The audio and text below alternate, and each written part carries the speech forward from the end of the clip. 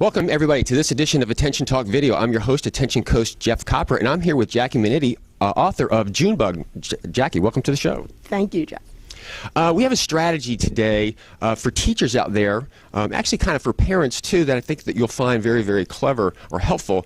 And Jackie, as a teacher, you've witnessed parents and other teachers tell those with ADHD, you just need to get along with others. Mm-hmm. How do you, when they say that, tell me how you've dealt with that. Well, I don't like to bring up a problem with a parent unless I have a solution. And telling a parent your child doesn't get along with others, they are aware of this. You don't need to tell them that. They are the ones who see the child come home and not be invited to play dates and not be invited to birthday parties. So they know the child's having difficulty with social interaction. What I would do with the children that I found effective, and I shared this with the parents as well, was role playing. Let's say little Johnny is a first grader and he has ADHD, and the children are getting ready to line up to go to gym. Little Johnny wants to be the first one in line. He beelines it to the door where little Sally is already standing and she's the first in line, and he'll butt in front of her, and she gets upset and pushes him, and he gets upset, and an altercation develops.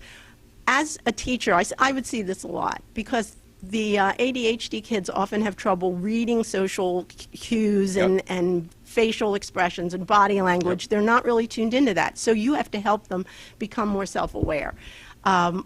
Role-playing helped. What I would do in that situation would be take little Johnny aside and sit him down and explain to him that what he did upset little Sally, and we're going to play a game now where I'm going to be little Johnny and you're going to be little Sally, and then mimic the behaviors that he was exhibiting.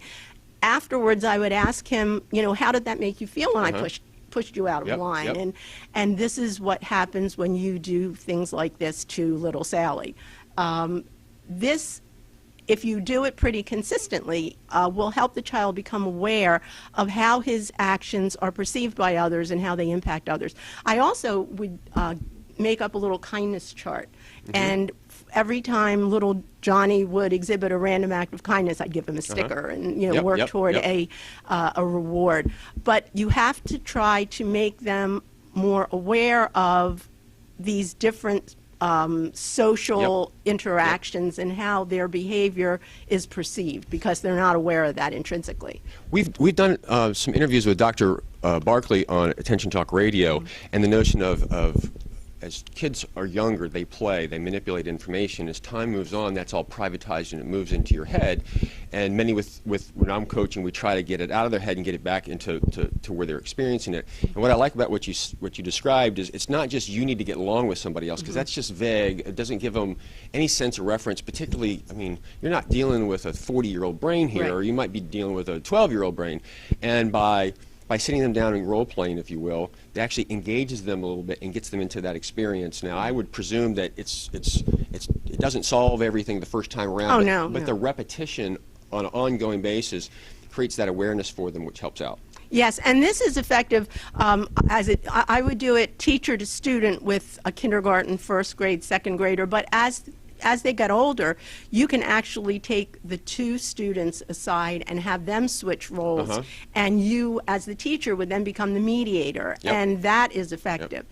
Parents can do this at home if there's a problem with the sibling, or a problem even with the parent if the child's being disrespectful.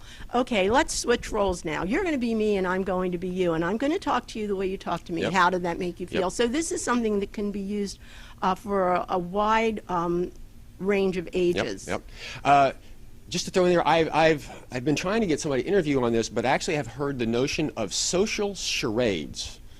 Parents coming home and It's just charades, except you sit and you make up little cards about interactions, and you pull it out, and you have your child or somebody get up in the family room as a way to kind of act some of these things out, not in a situation, but just as a way to get to understand social cues and stuff a little bit better. And the gentleman I've been trying to get to do that, he's a writer. He doesn't he doesn't want to be audio stuff, but hopefully we're going to get it at some point in time. But I can't help but bring that up because I thought it was a real kind of clever idea. So everybody, again, this is Jackie Minetti. She's author of Project June Book. You can get this Barnes & Noble's, Amazon? Online, any of the online booksellers. Amazon's really the best, I found the best place for it. So. And with that, everybody, Jackie, thanks again for coming on the show. Thank you. We hope you enjoyed this.